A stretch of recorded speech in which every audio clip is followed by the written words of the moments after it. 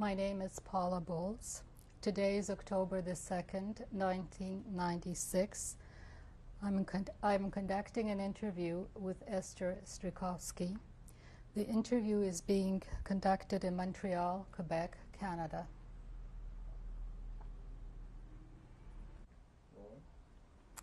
What is your name, please? My name is Esther Strykowski. Could you spell your second name, please? Strykowski. Strykowski. What was your name at birth? Szefner. Could you spell it, please? Shefner. Do you have any other names? No. Do you have a nickname? Tusha. Could you spell that, please? Tusia. What is your birth date?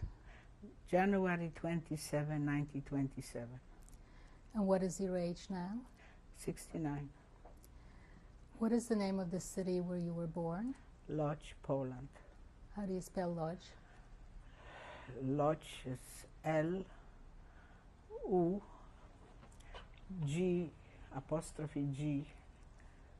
Łódź, I don't know how to, Polish. All right, spell it in Łódź. Polish. L-U-D-Z, Łódź. Thank you. Could you tell us a little bit about what your life was like as a child? I was born in 1927 to quite a nice family, religious family. When I was a little girl, my father got sick. He had heart problems. And when I was 7, he died. And I was 7 years old, and I had a brother, 4 years younger. He was only 4. What was your brother's name? Mordechai Wolf Szefner. What was your father's name? Ephraim Jakob Szefner. And your mother's name? Helen Szefner Pacanowski. Thank you. So tell us about your home life. Too much I don't remember. My father was very sick. I come from quite a wealthy family, so they could afford, and my father went a few times to sanatoriums, I don't know how to say it in English, to sanatoriums in Germany. This was in 1932 to 1933. He went to sanatoriums in Poland. And to the end, they say that Hitler is coming to power. He can't come back to Germany. He has to be healed in Poland. And so he was living till 1935. In 1935, I think in March, he died. And my mother was left over. We took little kids. My brother 4, and I was 7. She was 28. We had business. We were in the steel construction. We had construction business. My mother went to the business. My grandparents came from Pabianice, and they helped us out. We had a maid, but they took over the house. Were these your mother's parents? My mother's parents. What was their names? Pacanowski. And what was their first names? Their first name? Your grandparents? Rochma was her name, and he was Joseph Pacanowski. They were also quite wealthy, so they could afford to stay with us. And my grandfather was very well educated in Judaic studies. He wrote books, and from Talmud, Torah, and these books, even now, they print them again all over the world, in Israel and in the United States, and they teach students in the yeshivas and the Rabbanut. They all know about this book. This was my mother's father.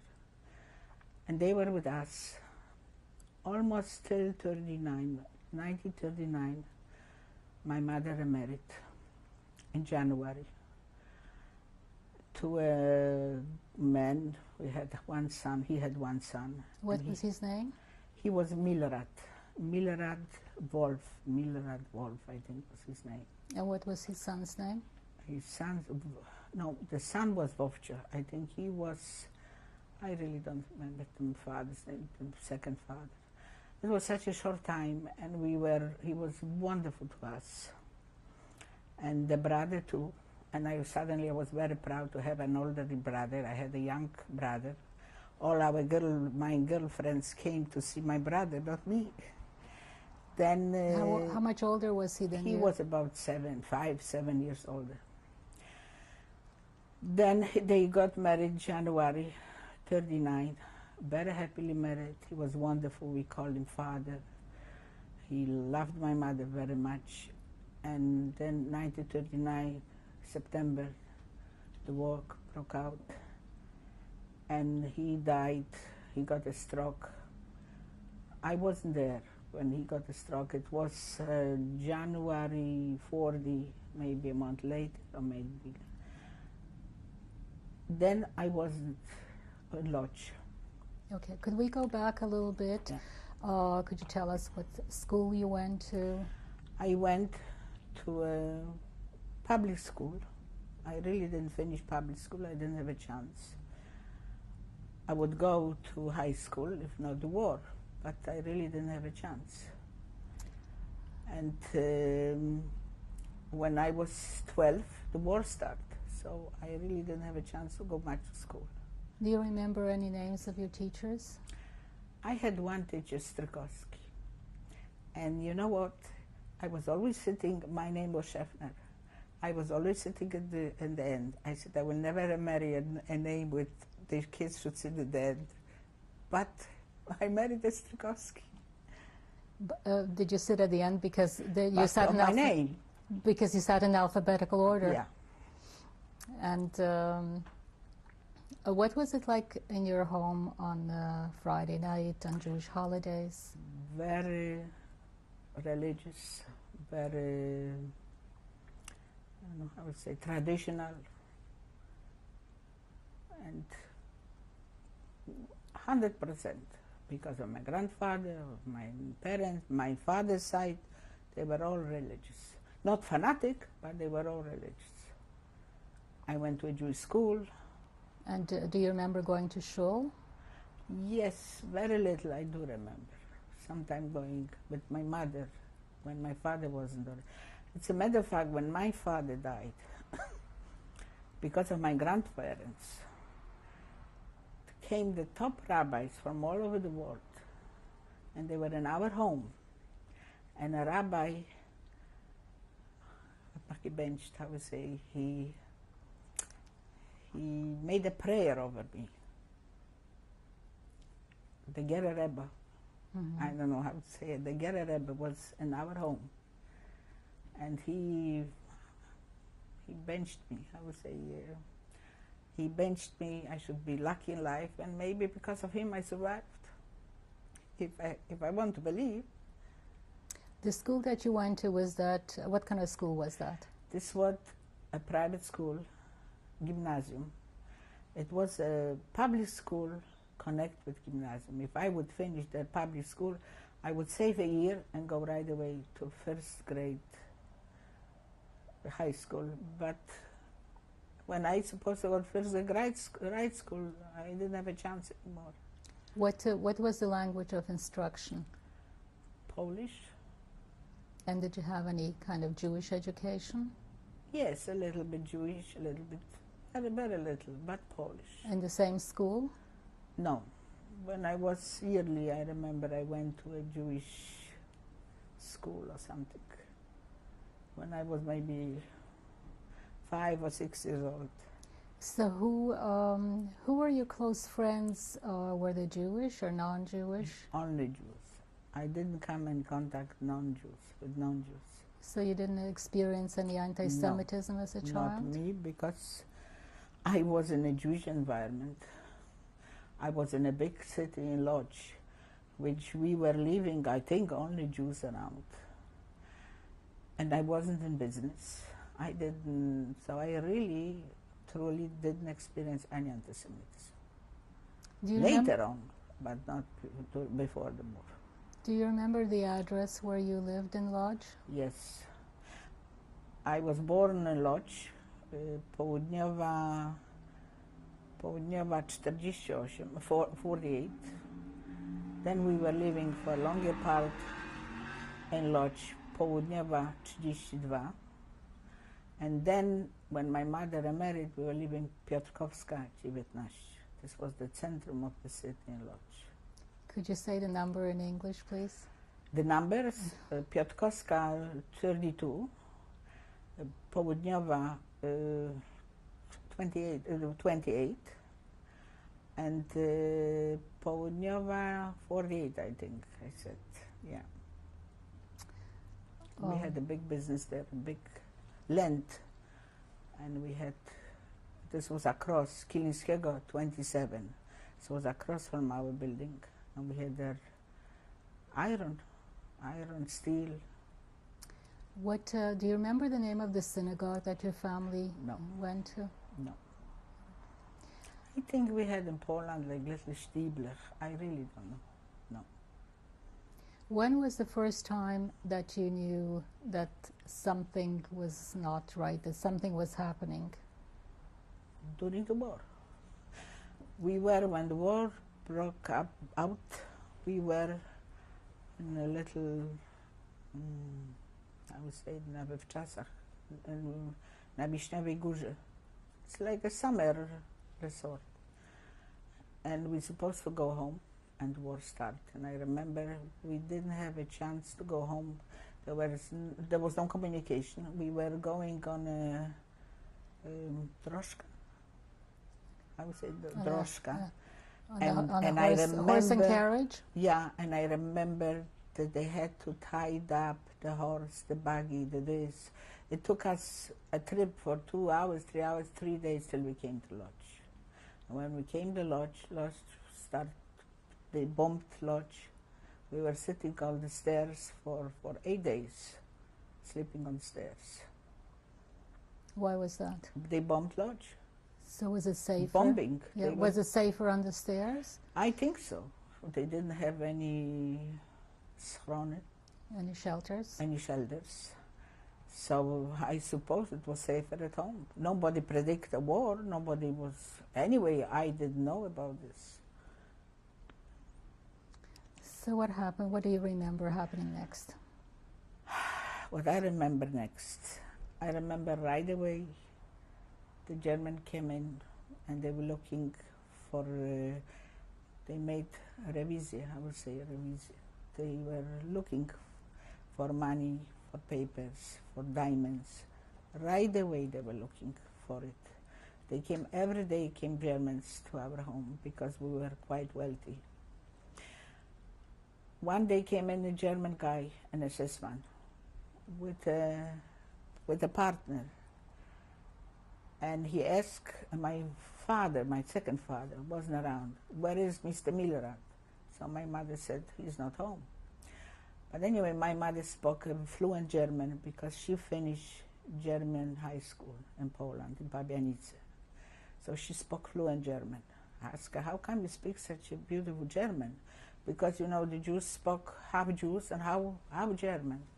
So she said, I finished German school. And he said, I finished German school too. Where? And he told her. And my mother took out a diary where this German SS was written in her diary 10 years before. He salute, he left the house. He didn't make any, I would say, revision. Any searches? And yeah, they were searching. Yeah. So when Germans came into your house, they didn't ask permission, or did they ask permission to? No, they didn't ask any permission. When we heard they're walking on the stairs, our heart was pounding like this. And so when they came in, they just looked in the drawers? Or? Just looked around where we have the money, where we have this, and where we have this, and whatever we give was not enough. And this was happening till in December 39. My grandparents were still living in Pabianice. They went back to Pabianice when my mother remarried. My grandfather and me and my brother from my my second father, we left Lodz. We were smuggling from Lodz to Warsaw, because Lodz was then belonged to the Third Reich, and Warsaw belonged to the government, general government. And everybody said that in Warsaw is much better. So we smuggled in a bus, maybe 20 people, with whatever my mother could give me to bring to Warsaw. We were 3 days there. My feet were frozen. It was so cold. January, the end of December in Poland. Was this a public transportation, this bus? No, it was everything smuggled for money. The Germans took us for money through the border. Supposedly in Warsaw was better. And my mother supposed to come, and my father. In the meantime, they tied up the ghetto. They made a ghetto, because when I left, it was still open, the city. Then they made a ghetto. They sent them to the ghetto. I was stuck in Warsaw, and they were in Lodz. And where was your little brother? My brother was with my mother. My grandmother came because they were sending from all little town around, the surrounding of Lodz to Lodz. And my grandparents came. That's why my grandfather went with me, and my grandmother was in Lodz with my mother. They pushed us to a ghetto. We had 3 big bedrooms before the war. I had my own room in Poland. This was something. We were living in the center of the city. And they pushed us to the ghetto. And one room divided with a cabinet, 2-3 families. No fire rooms, no toilets, no hot water, not cold water, no nothing. Anyway, I went to Warsaw. I came to Warsaw. Why did I go to Warsaw? Because of the situation. And I had my father's family. All my father's family was in Warsaw. When I came to Warsaw, I had a very hard time. First of all, my brother, the German took him right away, and he got killed. Then somehow my grandfather heard that my grandmother is very sick. He smuggled back to Lodz. On the way, 3 times they cut off a Hakenkreuz on his head. 3 times. He smuggled, took a nice few weeks till he came back to Lodz. And I was left in Lodz, in Warsaw alone. Where I slept one night, I didn't sleep the second night. With all my aunties, everybody had children, everybody had grandchildren, and they came from the surroundings of Warsaw. So they didn't have room. Then one cousin, she was a very lovely lady, but he was not a nice man. Could you tell us your cousin's name? I don't remember. Weingarten, but her first name I don't remember. So she took me in, and they were still well off. He was still buying and selling. They were quite well off. And she had 2 children. She had a child mine age, a little girl, and she had a younger child. She had to take away a little bit soup for me that her husband shouldn't know, and the daughter. Otherwise, the daughter told the father that the mother gave me a little bit soup. She was going to school, and I was already there, the cleaning lady. I had to bring her to school because it was icy. So I was the same age as her, but I had to bring her to school. I had a very hard time there, and I was writing to my mother. Still, the mail was still open, and my mother knew what's going on. And because she knew German, and because we had a lot with Germans before War II, we were in the business, somehow she wrote to the German government in Warsaw. And I got papers legal to come back to Lodz. And the Germans took me to the train, put me in the train, and a German SS brought me to Lodz, to ghetto, where the ghetto was already closed up, to the Bałucki Rynek. This was the main center, the entrance of the ghetto. You went in and out in this place. And I came to Lodz, and I was very lucky. I came home. My father was already dead. My grandparents were there, my mother, my brother. We all lived in a room maybe as big as this room, and we were happy together. I was happy. I was with my mother. I was very sick there. People were coming to me from the whole ghetto because everyone had their part in Warsaw. A child, a father, a husband, somebody. The people were coming to me and asking me, how is in Warsaw, how is in Warsaw? Then Warsaw was much better than here.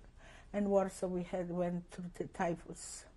We were closed up for weeks in the apartments. They didn't, because it was quarantana. They didn't let us out, they didn't let us in. So when I went back to Lodz, I was very happy. I didn't know what's going on in Lodz. At this time, Warsaw was a free city. Much better than when later on, much better. First of all, Warsaw was still an open wall. People could go, and Lodz was already closed. When I came home, I was very happy to be with my family. They were wonderful to me. And in 1942 was the big Sperre. I don't know how to say it in English, the Aussiedlung. They were looking for old people and sick people and young children, whoever couldn't work. They sent them out. They came, they closed up streets. They used to come in the hundreds to every home, not home. Poland is built different than here. You have like a surrounding with homes, and inside you have podwórko, A courtyard. a courtyard. They came to the courtyard, like here, the courtyard, and screaming and shouting. Everybody should go down, who's sick and who's old and who's and so and so. And they send out then a lot of people. When you say they, who do The you German. My grandparents, no, when I came home, they're still alive. This part they survived. Then my grandfather, my grandmother passed away in 1 week. My grandfather was starving from death. He was walking around the street and taking out from the beczki or the fassel, took out food, whatever he could eat. He was still kosher. They gave us 10 deco meat once in a blue moon, and he didn't want to eat because it was kosher. And they both died in 1 week. And I was left with my mother and with my brother. Then they came sending from Pabianice people to Lodz. And my cousin came to us, an uncle, my mother's brother, with 2 children. What was his name? David Pacanowski. One of his daughters still living in Israel. What is her name? Sarah, one was Sarah Pacanowski. And the other, do you remember the name? The other one was, they had a lot of children, I don't know. Sarah and Helsha. The Helsha is still alive. And could you tell me were your grandparents buried? In Lodz, in ghetto. But I never could find their grave. I was 3 times back in Poland. I could never find their grave. And they were buried in the ghetto. And the Jewish cemetery was within the ghetto? Yeah. And how was the ghetto closed up? By what means? By what means?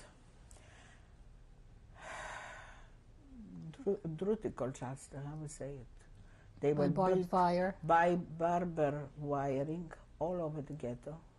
Everything was electric. Yeah, everything. So it was impossible to come out from ghetto Lodz. And they brought in more and more people to lodge from all the little cities. Like I had a friend, she told me she had a child. They throw down this child from the second floor, a baby. And in 5 minutes she became gray. She came to get lodge from Pabianice. They close up all the little towns. They send the people to get a lodge. And why to get a lodge? Because we were working for the Germans. People were tailors, shoemakers. We were making for the Germans. I was sewing brassiers for the German ladies. They were making straw shoe for the German army. They were making, the palette for the uniforms. That's why he kept the ghetto. Each time they sent out elderly people, sick people, and the rest he kept in the ghetto. They needed us. This was the workforce. This was the workforce. They gave us very little to eat. I was lucky my mother was working in a cooperative of food, and she was registering the stamps. So somehow her ration, so a little bit sugar, we had a little bit more, a carrot more. We got a bread, I think, a week. And this was for the whole family? No, each person, I don't remember exactly. We had money in the ghetto. They paid us with some money. But let's say you were working a whole year, and they sent to the ghetto cans with meat, and they made a Stichtag. If you didn't work the 1st of January, this day, you could work a whole year. You couldn't get the can of meat. And this was, like today, $1 million, and you didn't get. Could you hold your thoughts for 1 minute, and we will change the film.